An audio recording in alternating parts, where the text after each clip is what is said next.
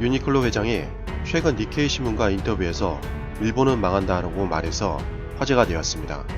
도대체 어떤 말을 했는지 알아보도록 하겠습니다. 최근에 소프트뱅크 손정희 회장도 비슷한 취지의 인터뷰를 한 적이 있는데, 이 영상을 보시면 손정희 회장이 어떤 인터뷰를 했는지 확인이 가능합니다. 일본과 중국에 이어 매출 3위를 기록하는 국가가 바로 한국이기에 유니클로 입장에서는 매우 중요한 시장입니다. 그런데 지난 7월 불매운동이 한창일 때 유니클로 재무 책임자가 한국의 불매운동은 오래가지 않을 것이라고 말해서 불에 기름을 부었죠. 그로 인해 더더욱 불매운동은 타올랐습니다. 유니클로는 한국에서 벌어지는 금액이 상당합니다. 2018년 기준 매출액이 1조 4천억 원에 영업이익만 2천억이 넘을 정도로 한국에서 돈을 많이 벌어들이고 있습니다. 이 중에 이익의 50%를 배당해서 대략 1천억 원을 일본 본사로 가져갔죠.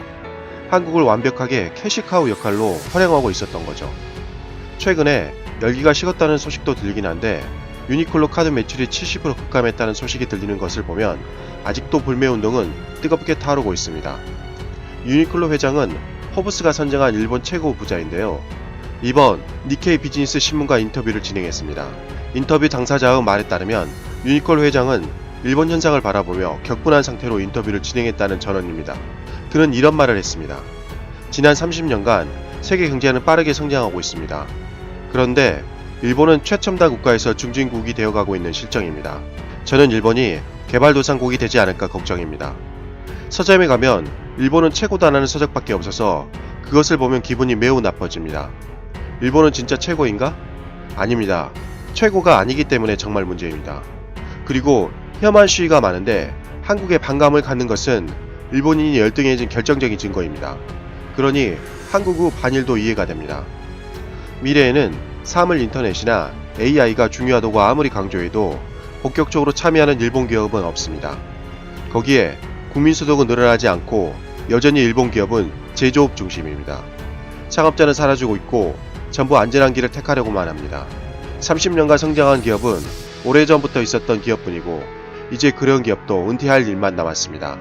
수출도 국가 크기에 비하면 매우 적어서 글로벌 기업으로 성장하지 못하고 있습니다.